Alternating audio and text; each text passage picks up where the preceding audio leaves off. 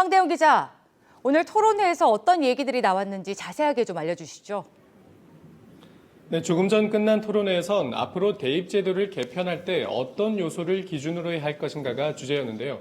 주제를 보시는 것처럼 오늘 참석한 참석자들은 점수와 변별력을 기준으로 학생을 줄 세우게 하는 관행에 대해선 부정적인 입장을 가진 전문가들이 대다수였습니다.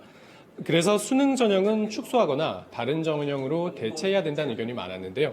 초대 한국교육과정 평가원장을 지낸 고려대학교 박도순 명예교수는 학생을 점수로 구분하는 수능 전형은 통계적으로 무의미하다며 공정하지도 타당하지도 않은 전형이라고 비판했습니다. 또 능력을 구분하는 것이 절대평가고 위치를 구분하는 것이 상대평가라며 학력 중심의 선발 관행에선 벗어나야 한다고 지적했습니다. 수능을 다시 조금씩 확대하고 있는 현재 추세에는 반대의 목소리를 낸 건데요. 수능의 창시자인 박도순 교수가 이런 주장을 했다는 점에 대해서 조금 눈여겨볼 만한 부분인 것 같습니다. 사교육 걱정 없는 세상의 구본창 국장은 여기에 덧붙여서 대학 서열의 문제를 해소하지 못한다면 학교에서 미래 사회가 요구하는 역량 중심의 인재를 길러내긴 어렵다면서 대입제도 개선과 함께 대학 체제 개편도 함께 이뤄져야 한다고 강조했습니다. 네, 방금 말했던 것처럼 대입제도뿐만이 아니라 아예 대학 체제를 같이 바꿔야 한다는 주장, 이건 구체적으로 어떤 뜻인가요?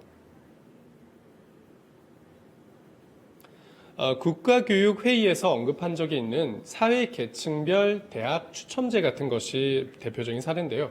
자격고사를 통과한 학생들에 한해서 추첨으로 대학의 학생을 배정하는 방식입니다.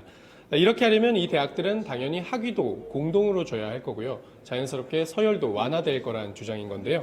이런 보고서를 작성했던 단국대의 이영희 교수는 지금과 같은 형태의 수능은 폐지하고 절대평가식 졸업 자격시험을 도입해야 한다는 주장도 함께 내놨습니다. 세종과학고의 김진우 교사도 비슷한 의견을 내놨는데요.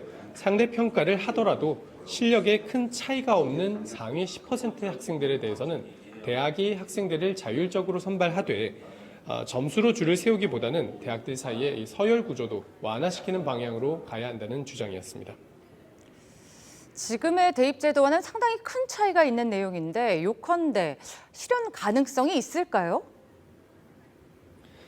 사실 현 정부도 언급한 적이 있죠. 국공립대 네트워크 같은 정책이 이런 주장들과 연장선에 있는 그런 정책이었는데요. 지금 제대로 추진되고 있진 못하고 있는 상태입니다. 해결해야 되는 과제도 사실 많습니다. 토론에 참석한 이범 교육평론가는 정부 예산의 1%에 해당하는 약 5조 원의 예산을 투입을 해서 수도권 사립대들을 참여시키고 지방 공립대의 수준을 끌어올리는 사회적 대타협이 있어야만 이런 수준의 변화가 가능할 것이라고 지적하기도 했습니다. 사실 지금으로선 아직 다음 대입제도 개편이 언제가 될지 알 수 없는 상황인데요. 앞으로 교육과정이 다시 바뀌거나 국가교육위원회가 출범하게 되면 장기적인 과제로 다룰 가능성은 남아있는 상태입니다. 지금까지 서울 삼각지에서 EBS 뉴스 황대호입니다.